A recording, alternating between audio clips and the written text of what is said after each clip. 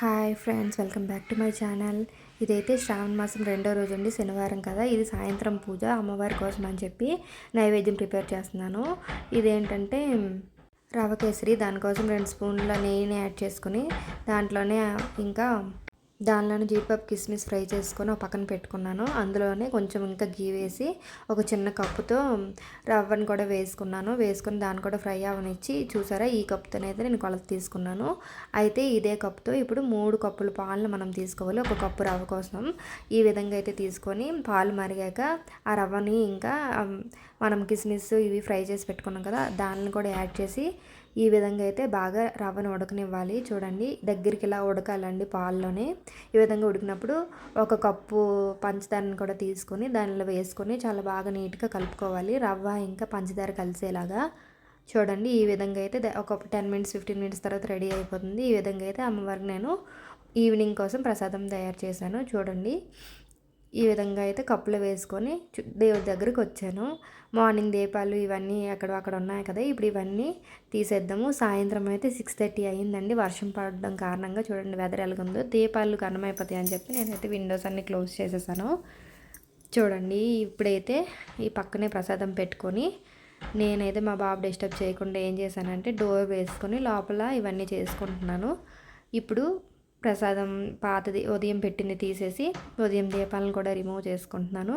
చూడండి, ఈ విధంగా అయితే పాత తీసి కింద పెట్టుకుంటాను, ఎందుకంటే మళ్ళీ నేను ఇవన్నీ రేపు ఉదయం కోసమని మళ్ళీ క్లీన్ చేయాలి కదా, అలా అనమాట. నెక్స్ట్ డేకి ముందే ప్రిపేర్ చేసి పెట్టుకుంటాను అన్నీ కూడా. ఈ విధంగా అయితే దీపాలను కూడా రెడీ చేసి పెట్టుకున్న తర్వాత ఈ విధంగా దీపం వెలిగించుకున్న తర్వాత పూజ చేద్దామని చెప్పి, ఎందుకంటే మార్నింగ్ నాకు అవ్వదు కదా మా బాబు వల్ల. ఈ విధంగా అయితే ఆసనం వేసుకొని ఒక 1 అవర్ అయితే పూజ చేశానండి నేను నిన్న. ఎందుకంటే సాయంత్రం పూటైనా కొంతసేపు ప్రశాంతంగా పూజ చేసుకుందామని చెప్పి మా బాబుకి టీవీ వేసి కాసేపు మా ఆయన్ని ఉండమని చెప్పి నేనైతే పూజ స్టార్ట్ చేసుకున్నాను. ఈ విధంగా అయితే ఫస్ట్ ఓంకారం చెప్పుకొని తర్వాత అమ్మవారిది అష్టోత్తరం ఉంటుంది కదా, 108 నామాలను కూడా చదువుకున్నాను. చూడండి,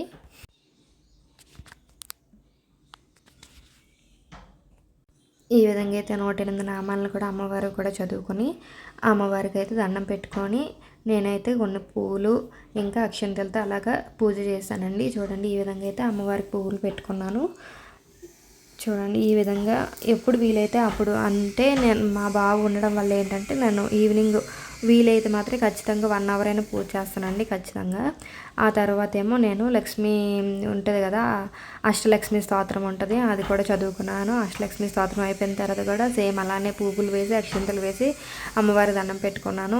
ఆ విధంగా ఏంటంటే కంటిన్యూగా మనం ఏది చదువుకున్నా కానీ అమ్మవారికి పువ్వుని సమర్పించుకొని అక్షంతలు కూడా వేసుకోవాలి. ఆ తర్వాత ఏం చేశానంటే నేను వెంకటేశ్వర స్వామి పూజ కూడా చేసుకున్నాం కదా, అలా అని చెప్పి వెంకటేశ్వర స్వామి నామాలు కూడా చదువుకున్నాను.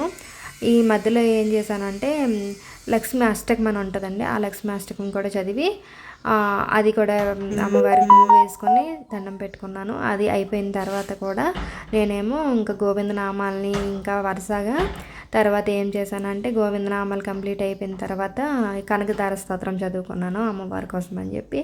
కనకధార స్తోత్రం కూడా అయిపోయింది. మళ్ళీ అమ్మవారి పువ్వు వేసుకున్నాను, ఇంకా అక్షంతలు కూడా వేసుకున్నాను. ఇప్పుడు ఏం చేశానంటే చూడండి, నేను ఎప్పుడు నుండే అనుకుంటున్నాను, చాలా డేస్ అయింది లలిత పారాయణ చేయలేదని చెప్పి. ఫ్రైడే ఈవినింగ్ కూడా చేసుకున్నాను, ఇంకా నిన్న కూడా సాటర్డే కదా, నిన్న కూడా చేసుకున్నాను. ఈ విధంగా చూడండి, వెంకటేశ్వర స్వామి నామాలు చదువుకొని పూజ కూడా కంప్లీట్ అయిపోయినట్టుంది. నేను వాయిస్ ఓవర్ ఇస్తున్నాను కదా, ఈ విధంగా అయితే లలిత పారాయణ కూడా కంప్లీట్ చేసుకున్నాను. ఈ వీడియో నచ్చితే సబ్స్క్రైబ్ చేసుకోండి. Thank you.